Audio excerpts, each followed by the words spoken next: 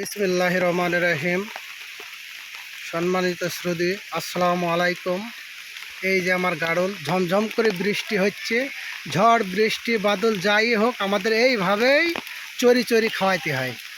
যত বর্ষায় হোক। দেখেন এখন বৃষ্টিতে ভিজে ভিজে গাড়লগুলো চড়াচ্ছি। আতার বাতার ঝোড় জঙ্গল আপনার ছেড়ে দিলেই খাবে। ঝমঝম করে বৃষ্টি হচ্ছে। এই দেখেন আমরা ছাতি মাথায় দিই, 4-5 জন মিলে চড়াচ্ছে।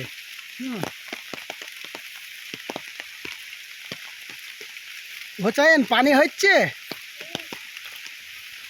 এদিকে দাঁড়াও, এদিকে আসো। কজন আসছো? 4 জনা।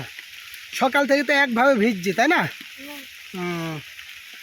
কত আছে গাড়ল? 300 হবে। 300-র বেশি হবে না 300 হবে?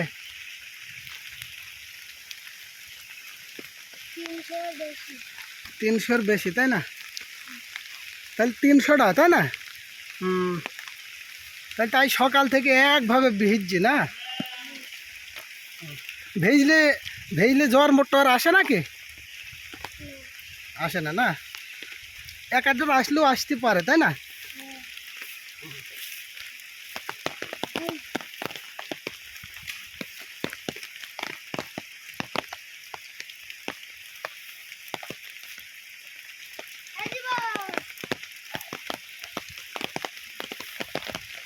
এই ওই আগে দাঁড়াস।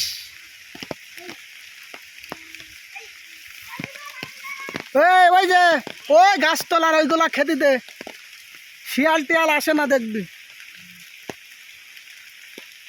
এই যে ঝোড়ের ভিতরে ভিতরে সব আছে, অসংখ্য গাড়ল। বাড়িতে খেতে দেওয়া সম্ভব না। এইভাবে ঝড় বৃষ্টি যাই হোক ডেলি আমরা এই চরণভূমিতে চড়ি চড়ি খাওয়াই। আল্লাহর রহমতে কোনো সমস্যা হয় না।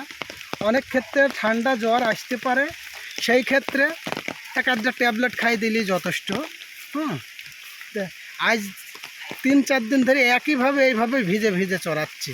তা আল্লাহর রহমতে এখনও পর্যন্ত সব গাড়ল সুস্থ সবল আছে। আল্লাহর রহমতে কিছুই হয়নি। যাক, আল্লাহ যাতে কোনো বাধাবিঘ্ন না দেয়। যেহেতু এগুলা রক্ষণাবেক্ষণ করছে, আমরাও অনেক চেষ্টা করি সুন্দরভাবে চড়ানোর চেষ্টা করি। তা আপনারাও ঝড় বৃষ্টি যাই হোক, যারা চরণভূমিতে চড়ান, কোনো সমস্যা নেই। ইনশাল্লাহ আল্লাহর নাম করে সকালবেলায় গাড়ল ছেড়ে দেবেন, আর বাড়িতে খাবার দাবারের ব্যবস্থা থাকলে। তবে ঠান্ডার সময় এগুলা ছাড়বেন না। ঠান্ডার সময় একটু সমস্যা হয়, তবে গরমের সময় এখন কোনো সমস্যা নেই। তাই বলে বিদায় নিচ্ছি। আসসালামু আলাইকুম।